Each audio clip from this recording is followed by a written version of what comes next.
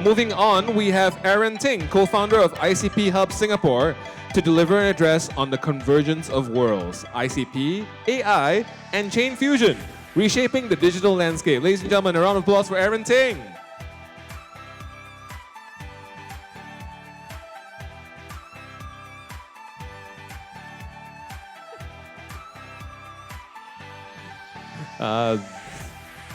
We have some furniture confusion, so just give me 1 second. Okay, we're good. Aaron, take it away.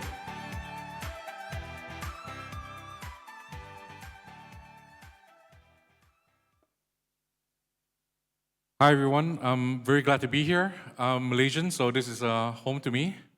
I'm involved in blockchain for 11 years, so I've seen how we've grown from Bitcoin to Ethereum to the various alternative layer 1, layer 2, and how this whole space has evolved. And today I'd like to share with you about a project called the Internet Computer. So the Internet Computer is a very special blockchain. In fact, this blockchain is very capable. It's more of a decentralized cloud, if you will, and also it has capabilities that other blockchains do not have. So right now, our network is at a very healthy 2.4 million Ethereum equivalent transactions per second. So what that means, and this is a old figure up there, that's 600,000. But what it means is that we process more transaction, that means more compute on smart contract than all the other blockchains combined within 1 hour. And that's just massive. And the compute has grown. So we have a system where you have a token called ICP, and this token can be used to be exchanged for cycles. So cycles is basically the fuel for the smart contract. So in our smart contract system, we don't have transaction fees. The concept for us is more of a cloud service where the host of the website would pay for hosting the website. So the cycles power the smart contracts, so there's no transaction fee for any users. And this is the Definity Foundation. We're based in Switzerland, in the city of Zurich. We have 200 plus employees there. It's basically a nonprofit R&D lab. And we have 1,000 years, 1,000 years of research basically put into this technology. So what is ICP? So the core premise of ICP is that we believe that on-chain is the new online. Right, so we know about the problems of Web 2, the traditional IT stack, and when we look at smart contract and the blockchain technology, we saw that properties that is very valuable. And in fact, when our founder first heard about this term, world computer, end of 2014, he realized that this can actually be a new paradigm. So ICP is about replacing the entire traditional IT stack with blockchain and smart contract. So for example, this is OpenChat, and OpenChat is a chat application, one of the major apps on our network, and this is a fully decentralized messaging app. And this app is fully hosted in our smart contract, and our smart contract, why is it capable to host the entire application? Is because our smart contract is very different. And this smart contract can host up to 400 GB, and it's a heap memory of 4 GB. And our smart contract can read and write, right? So normally in a Ethereum smart contract, you need to fetch the data or have an oracle push the data into the smart contract. But in our system, we can actually fetch the data, send and receive data. So that gives us a lot of capabilities. And also, our smart contract is the only smart contract where you can actually attach a URL, a web address. So this is OpenChat. And basically, OpenChat is web serve. So it's directly served on a smart contract. You communicate directly with it. There's no intermediaries. So you don't need App Store. You don't need traditional IT backend. and it's what we call the Internet Resident Web App. And this is fully controlled by a DAO, and our DAO is more capable DAO. So instead of just voting with tokens, we can actually execute the entire program and manage the entire program. So when a project wants to decentralize, they would issue a token, and this token would be used for voting for proposals on the DAO. And once the vote passed through, then it will automatically execute the code.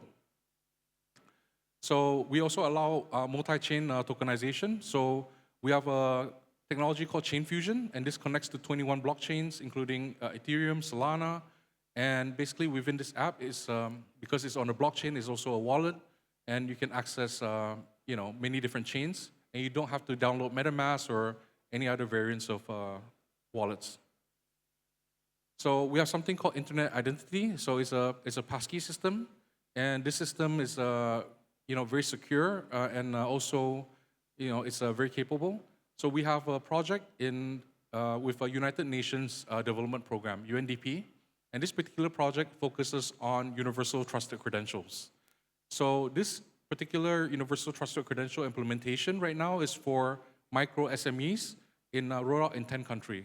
So first one is Ghana, second one is in Cambodia, and it's a very useful system. Now, I'm going to talk about AI. So all of you are familiar with AI. You have probably used ChatGPT, but do you know that ChatGPT right now is something that belongs to a major US corporation? And this ChatGPT is also so-called a locked version.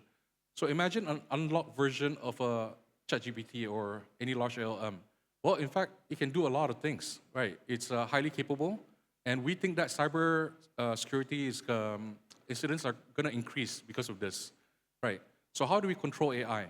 So in Singapore, we have done 2 hackathons, one with National University of Singapore, the second one with Singapore Management University, and both of them choose the topic of AI plus blockchain. Why is that? It's because AI, we believe that it's a database, right? And also, a processing, and it's something that people become entirely reliant upon, and data sticks to it. And because of that, AI models is actually a hot wallet for data and all the process in your company. So because of this reason, we think that we need blockchain as the guardrail to AI, to control AI, so even to decentralize AI. So we have something called AI Network Resident AI. That means we put the entire AI model into our canister smart contract. And when we put an AI model into a smart contract, well, you can do a lot of things, right? So for number one, I think it becomes sort of like a smart wallet. And you can, for example, execute a lot of different commands just by, as you type into ChatGPT, you would type into this model, and let's say that, you want to sell Ethereum when it reaches 3K, you want to sell 10% of that. So all that is possible, right? Now, so this is the network resident wallet I spoke about. Now, in the future, users will use AI to create custom web applications. So right now, still in the research stage, in the testing stage, we actually have an AI model that can create programs for you. So in the future, simple applications like CRM, for example, it can actually be created just using a few lines of command. And you can actually use the command to actually modify this, this program. Yeah, so this is where the future is heading. But of course, we think that AI should be combined with blockchain to give you some guarantees. And of course, you can have more security. You can protect your data and your business. So this is an example of an app. So yeah, you can create an app to track calorie consumption, so on and so forth. It can be graphical and everything. So this is what we think is the future. Now I'm going to move on to Chain Fusion. So Chain Fusion is basically our version of a multi-chain connection. And how we do that is really through native integration for example, for Bitcoin. So our canister smart contract can store an entire Bitcoin node, which is about 300 plus gigabytes at the moment. And because of that, we call this a native integration with Bitcoin. So it's one of the safest alternatives out there. And for communication with chains like Ethereum, we can have, a connection through a decentralized relayer or RPC.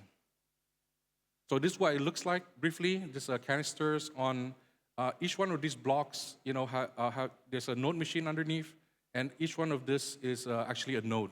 So we have a concept of a subnet, and subnet combined together would be the entire internet computer. And why is this important? Is because we have a subnet right now for a Swiss private bank. And this subnet is EU GDPR compliant because all the node operators are known, and the government and the financial institution can accept it. So, so how we actually manage this other wallets is also using basically sharding of the private key. So we can connect using what we call the externally owned account. So that means we can connect with practically any blockchain or CBDC or even a traditional, any private network or even a traditional Web2 system. So we take the key, we shard it, and with a few, sharing of the keys, you can sign off a transaction on our network. So this is the Internet Computer Protocol. I hope you guys have, learned something about this new protocol. What we think is really Internet Computer Protocol is a decentralized storage and compute layer. And as we know, in our space, we have a huge problem with decentralization of the whole stack. Most of the time, we have limited capabilities on the traditional smart contracts, so we have some basically computation on there or some crypto assets on there. But for a lot of things, we're actually being hosted on AWS, or some of the blockchain actually have their nodes hosted on AWS, and that's a centralized service. So our mission is really to work with everyone in the space to make sure that we have a decentralized network, a fully decentralized stack for our industry. Thank you. Thank you, Aaron.